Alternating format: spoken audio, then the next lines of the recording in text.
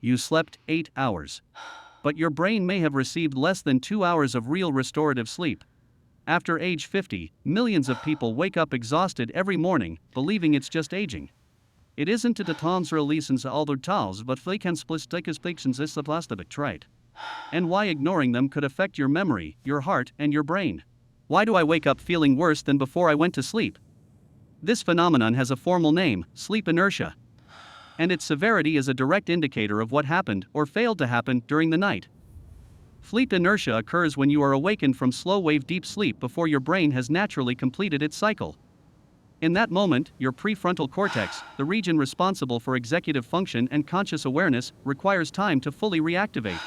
But the prolonged morning fog, the confusion that persists for an hour, the cognitive impairment that colors the entire first part of your day, this is not normal sleep inertia. This is the neurological signature of a brain that spent the night under physiological stress.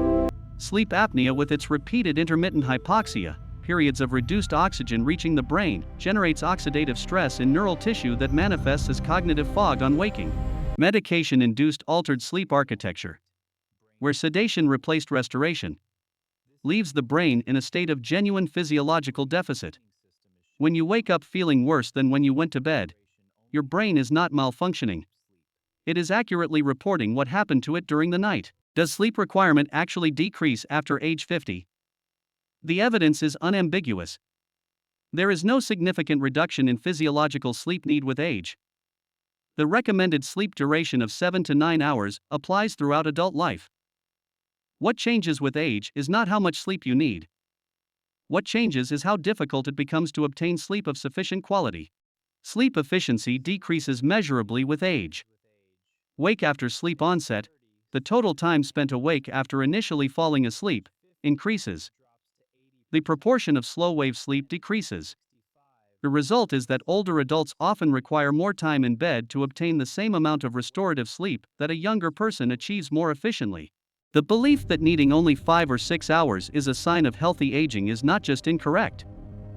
It is a belief that, if accepted and acted upon, leads to chronic sleep deprivation that progressively impairs memory, mood, immune function, cardiovascular health, and brain health. You do not need less sleep because you are older. You are getting less restorative sleep despite spending the same time in bed, and that distinction, properly understood, changes everything about how you should approach sleep after 50. The goal is not simply more hours in bed. The goal is more restorative hours, with sufficient deep sleep and REM sleep, that actually deliver what your brain requires. Why do I wake up to urinate multiple times every night? Nocturia. Frequent nighttime urination is one of the most common sleep complaints after 50. And it is one of the most commonly misattributed. The causes most people and most doctors consider first are the obvious ones.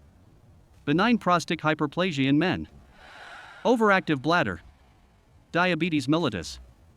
Heart failure causing fluid redistribution during recumbency.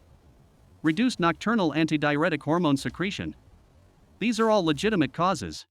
But there is a mechanism linking nocturia directly to sleep apnea that remains profoundly underappreciated. During obstructive sleep apnea, each airway collapse generates intrathoracic pressure changes as the airway struggles against obstruction.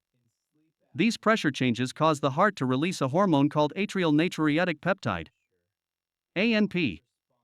Directly suppresses antidiuretic hormone and promotes kidney excretion of sodium and water. Result is increased urine production during the night, driving repeated awakenings to urinate, in people whose primary problem is not their bladder at all. It is their airway. Many people with untreated sleep apnea are treated for years with bladder medications, with limited success, because the underlying driver was never identified. Treating the sleep apnea, often with CPAP therapy, has been shown to significantly reduce nocturia without any bladder medication at all. If you wake repeatedly to urinate, and you also experience loud snoring, morning headaches, or persistent daytime fatigue, please ask your doctor about a sleep study before accepting a bladder diagnosis. When should I actually be worried about my sleep? This distinction matters enormously. And most people, and many doctors, underestimate how serious the medical consequences of untreated sleep disorders can be. Seek medical evaluation without delay if you experience loud snoring accompanied by witnessed pauses in breathing. Your partner observing that you stop breathing during sleep is not a curiosity. It is a medical evaluation without delay if you experience loud snoring. accompanied by witnessed pauses in breathing. Seek evaluation if you experience excessive daytime sleepiness severe enough to affect your safety, your driving, or your risk of falls. Seek evaluation if insomnia has persisted for more than 3 months despite reasonable efforts. Seek evaluation if you have noticed cognitive decline, memory problems, or changes in concentration that have emerged alongside sleep disturbance. Seek evaluation if you regularly wake with morning headaches, a symptom that in the context of poor sleep frequently signals nocturnal oxygen desaturation from sleep apnea. Seek evaluation if you have uncontrolled hypertension despite medication, as untreated sleep apnea is a recognized cause of treatment-resistant high blood pressure. Sleep disorders are not lifestyle inconveniences. They are associated with increased cardiovascular risk, accelerated neurocognitive decline, and increased all-cause mortality when left untreated. The good news is that most sleep disorders are diagnosable, most are treatable, and treatment, in almost every case, significantly improves both sleep quality and long-term health outcomes. Cognitive behavioral therapy for insomnia, CBT-I, remains the most effective treatment for chronic insomnia according to major medical organizations worldwide. And for sleep apnea, CPAP therapy, when properly fitted and consistently used, is one of the most powerful medical interventions available for protecting both cardiovascular and brain health after 50. What looks like normal aging sleep is often a treatable medical condition, and the real question is not, how many hours did you sleep? How much of that sleep was actually restoring your brain? Because after 50, that distinction determines everything: your memory, your mood, your cardiovascular health, your cognitive future. If you wake up tired every day, don't assume it's simply age. Many of the conditions we discussed today can be diagnosed and many can be treated. The quality of your sleep shapes the quality of your brain, your memory, and your future.